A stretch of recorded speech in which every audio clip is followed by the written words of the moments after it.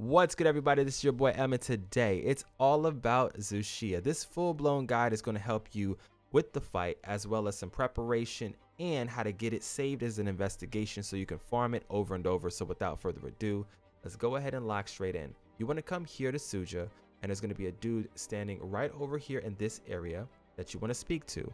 After you have spoken to him, he's going to call over the other units, and then you're going to get straight into the fight. You have a cutscene and it's game time. But before we get into that fight, let's do a little bit of preparation. Some things that you definitely want to go ahead and try to take in there with you are going to be as simple as the Rock Steady Mantle. It has reduced damage taken and prevents damage reactions when attacked, grants protection from wind, pressure, roars, and tremors. And it's just a really solid option for you. That's not all. If you want to go over into your item pouch, of course, it's probably not a bad idea to grab a couple of things like the armor charm, the power charm. If you don't have these already, I have a guide here on the channel to help you get those. Then you're going to need some armor skins, some might pills and demon drugs. Mega demon drugs are even better, but you know, whatever you can cook up is going to always be helpful. The DPS is definitely warranted. Don't forget to grab yourself some well done steak just in case you get in trouble, and some ancient potions as well as max potions. And that's pretty much it for the items you need to take in there with you.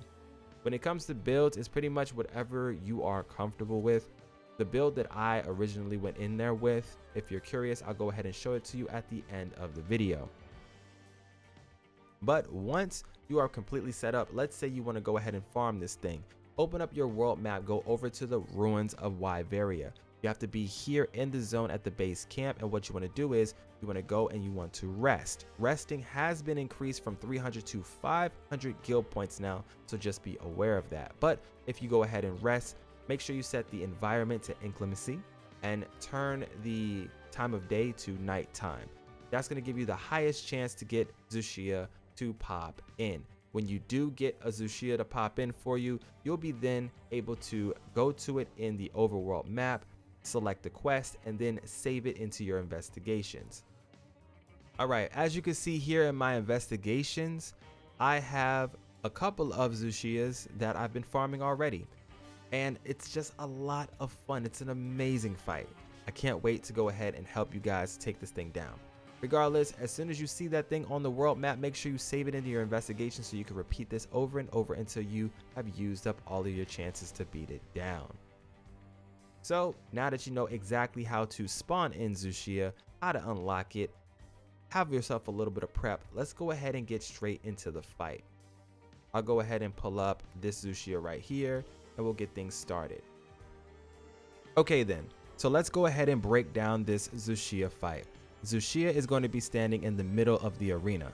As soon as you hop down off of this platform here, it's game time. So make sure you do all of your prep just before you hop down.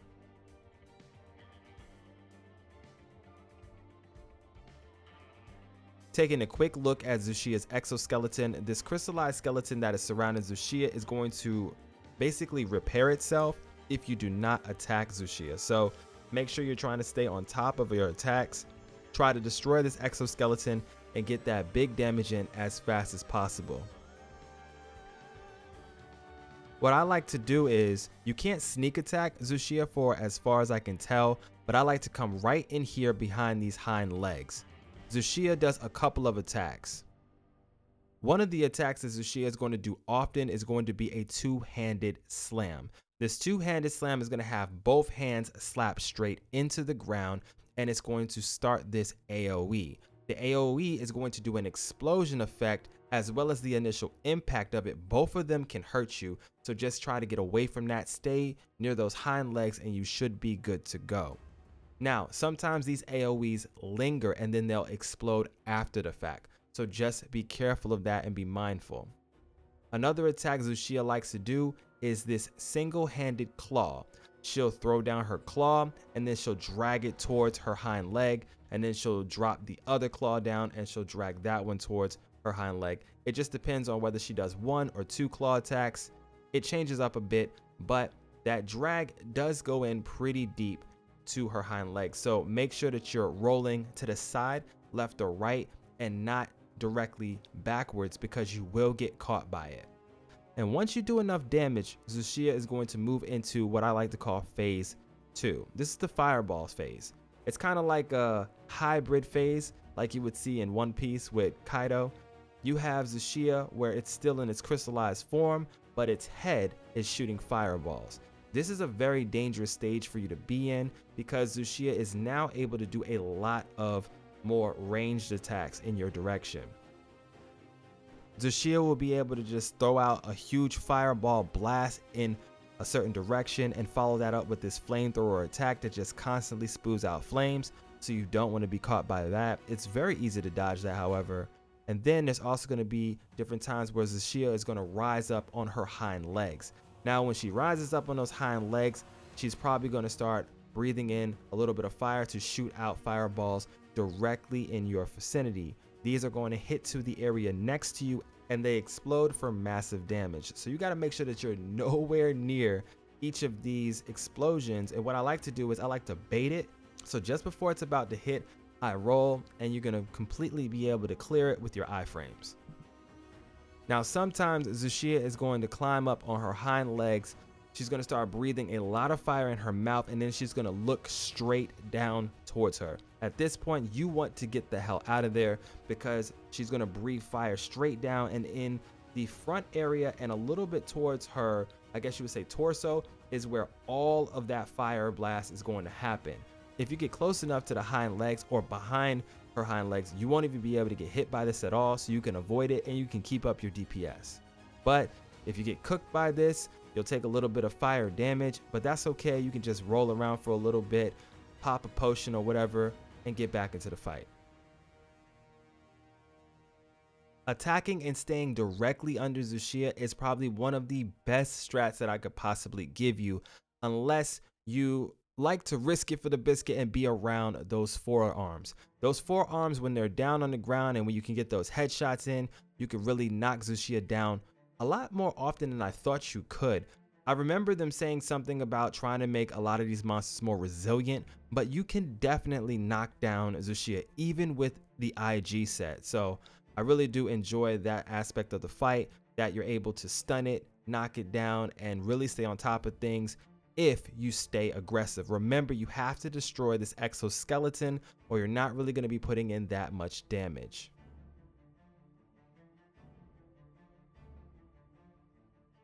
So sometimes Zoh Shia is going to do a double hand slam that's going to do crystallized explosions, and then right after that follow it up with a flamethrower attack straight under her body. So you really just gotta be looking out for these signals of, okay, where do I dodge? Where do I wanna be constantly in this fight so that you don't get caught by one of these, because this stuff could get out of hand real quick. The fact that Zoh Shia can be paralyzed at all, to me, is amazing, and I really do enjoy trying to get as much DPS out as humanly possible during those time frames. Okay then, there's going to come a time where Zoh Shia is going to do a specialized attack. She's going to start off with her crystallized slam to the ground, and then right after that, Zoh Shia is going to follow up with a flamethrower. Now this flamethrower attack is going to be a hell of a lot longer than the one that you saw in the beginning of the fight, because it's going to go for at least 5 to 10 seconds. This flamethrower attack you have to avoid at all costs. There's going to be certain cracks between each flamethrower blast that you can kind of just jump, roll to get to that position, and then completely avoid all the damage that's going out. If you don't, you're going to get cooked, and you might have to get your palico to either revive you, or you might take an L. Now Zoh Shia does have this scraping animation, which is kind of interesting. It's going to take its claw and it's just going to slide that thing clean across the arena in front of it from side to side. When it does this, it's going to leave back this white particle effect. Do not get near that. It's going to explode. So if you keep your distance from this, you can avoid it altogether. But if you're already sitting there under those hind legs, this attack won't even phase you.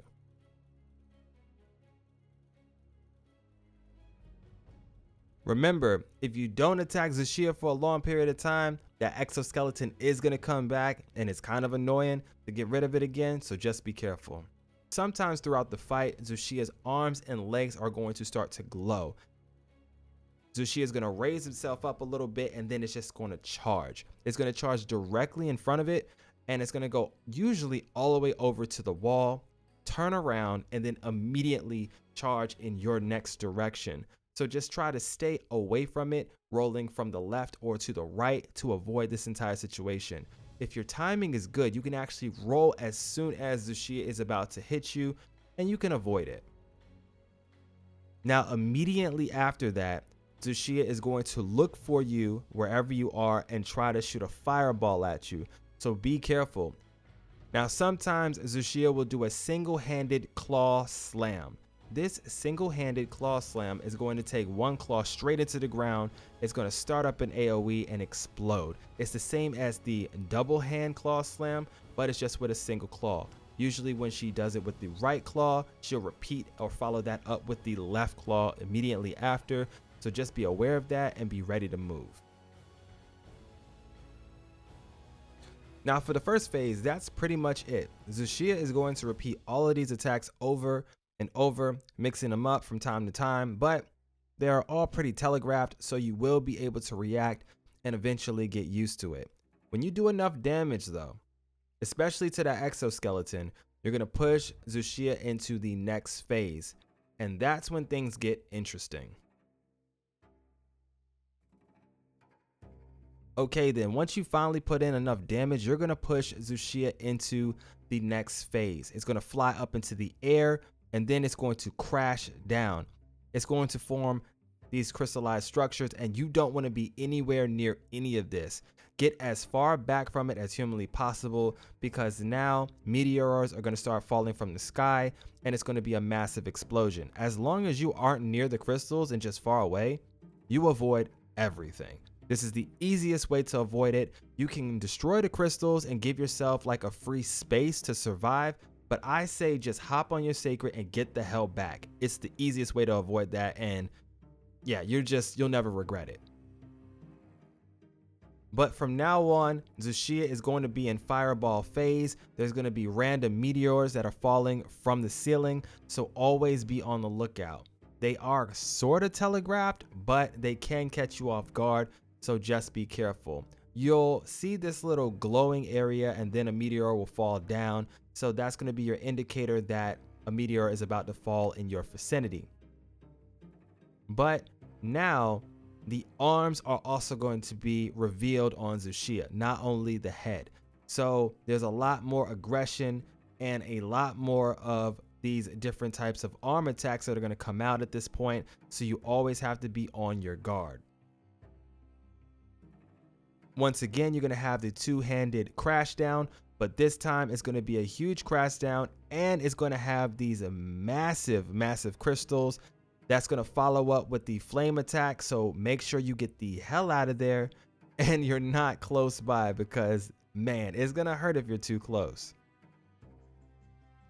Next up, there's going to be a brand new attack, and that's going to deal with the hands. The hands are going to create this like molten lava thing that when it slaps down, it's going to explode these little meteors in a bunch of directions, going straight forward in a cone. You don't want to be anywhere near that. If you have enough distance between you and Zoh Shia, you're good to go. But these hands will also be able to do a mix between fire attacks and crystallized attacks, so just be looking out for those telegraphs and avoiding it. When those attacks land into the ground, at some point Zoh Shia is just going to slam down and stay there, so you can get in some decent hits off if you time it right.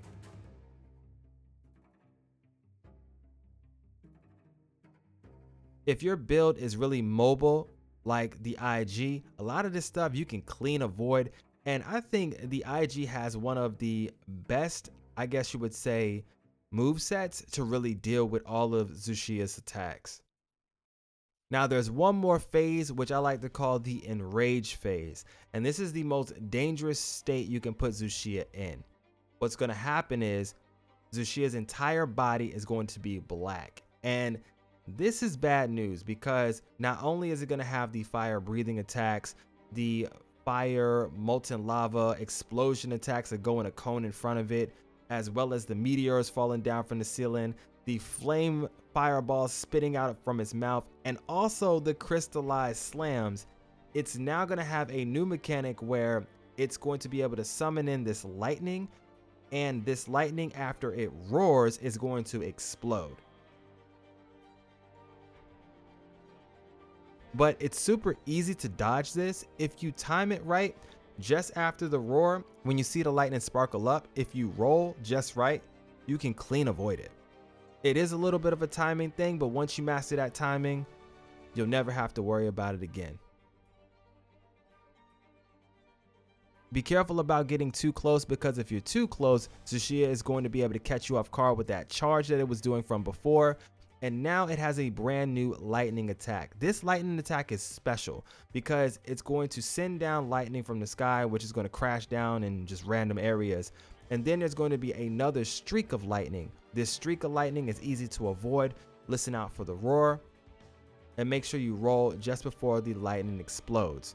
If you time it right, you can avoid all damage and you don't have to worry about anything. But during this entire fight, make sure you're always on your guard. Lightning will always be crashing down from the ceiling, kind of like the meteorites. And you're also going to have to deal with those same meteorites as well. So you're not home free just yet. Go ahead and try to get in as much damage as humanly possible and attack those weak points. And be on the lookout for the full-blown crystallized flamethrower attack, because this thing is dangerous. You do not want to be anywhere near these crystals when Zoh Shia starts spitting out fire, because when they explode, it's bad news. The lightning will be able to strike these crystals as well to make them explode, so be careful of that. And that's going to be pretty much the entire fight. Make sure you snatch up Zoh Shia's life so that you can get all of those brand new armor pieces and that new weapon. And I'm not going to lie to you, it's really nice. So let's go ahead and feature what you're going to be able to receive and your rewards right now. Let's go ahead and take a look at the Zoh Shia set. So it has agitator, recovery, speed on it, elemental absorption, a little bit of coalescence, and finally a little bit of Counter-Strike, which is pretty insane. If you are a fan of Counter-Strike, and or if you ever wanted a build that's doing a whole bunch of damage but at the same time keeping you pretty much safe with recovery, this is definitely the set for you. The Super Recovery 1 and Super Recovery 2 from Zoh Shia's Pulse is pretty amazing. It's going to recover your health even if it's not red health. So your health is going to be constantly restoring itself at all times. That's pretty broken, especially in the current climate with all the different movesets and things that are in the game and the way they are changing things up. This is definitely a one to change. That's going to be for the better. If you're curious about the slots, for the headpiece it has a 3, a 2, a 1. For the chest piece it has 1, 3. For the hands it has a 3 and a 1. For the waist it has a 2. And last but not least, for the legs it has a 3 and a 2. For the alpha version you have a 3 and a 2. You have a 1. You have another 2. The waist doesn't have anything. And then the legs are going to have a 2 and a 1. Taking a quick look over at the Zoh Shia weapon, which I'm about to craft for the first time right now. You're going to need a lot of different materials for this bad boy to actually be able to be crafted. But once you got everything you need, it's game time. For the blazing guitar, you're going to need Hunter Symbol 3, at least 5 of them. The Zoh Shia Crystal Horn, at least 3 of those. Black Ember Mask, at least 4 of those. And finally, last but not least, the Falx White Gleam Orb. One of those is going to have you pretty much lit and locked in. I hope you found this video helpful. If you did, go ahead and smash that like button for me and consider subbing so that you don't miss out on any more tips, tricks, guides, and everything else you need from Monster Hunter Wilds. I'm loving this fight, man, and I hope you guys enjoy it too. Let me know how you did in the comment section below. I'm extremely curious. But I hope my walkthrough of the Zoh Shia fight brought a little bit of light to it and it helped you out. I'll see you guys in the next video. This is going to be your boy, MSensei HD for now, though. I'm going to go ahead and get up out of here.